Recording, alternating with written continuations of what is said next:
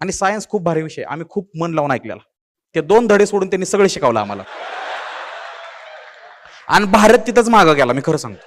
हा, आम्हाला सांगितलं ही चुकीची गोष्ट आहे, ह्याबद्दल शिकवलं नाही पाहिजे. सगळ्यात महत्वाचं तीच आहे, नाहीतर ही नराधम जन्माला बी आली नसती. माहितीये का तुम्हाला? हे शिकवाय पाहिजे का नाही की बाबा पिरियड्स नावाची गोष्ट असते बाईला, हे असते ते. हे सांगितलंच नाही आम्हाला. आम्हाला शाळेत शिकवलं नाही. म्हणली घरी होमवर्क कसं करायचं, ते चॅप्टर उघडताना घरी फाटायची आमची. सगळं बाजूला सोडलं, ही काय शिकायला लागलायस तू? शाळा गंडली तिथं, हे आम्हाला शिकवलं नाही. लाजरं मास्तर होतं आमचं सगळं. त्यांना बी होतं ना काय, हे कसं समजू, हे समजवाय पाहिजे होतं शाळेत. आम्हाला जर ही समजवलं असतं, आम्हाला स्त्री लवकर समजली असती. मागच्या शिवाला किस्सा सांगितलं तेव्हा आमच्या वर्गात घडलेला आहे.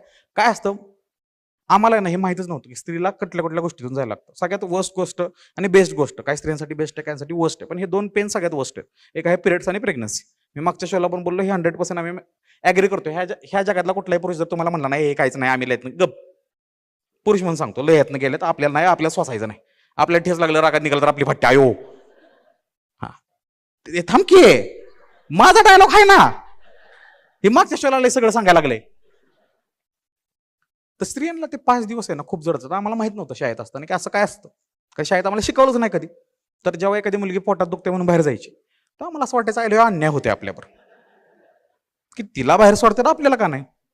तर उम्याला म्हणलं सावरे आपल्याला बी बाहेर जायचं. आणि आम्ही गुन्हा फुटलाय, नाकातनं रक्त येतं, हे खूप वेळा सांगितलेलं. खूप वेळा म्हणजे अति खूप वेळा सांगितलेलं. त्यामुळे ते सांगू शकत. उम्या म्हणला सर माझ्या पोटात दुखते. सर म्हणला ती फॅसिलिटी तुला नाही.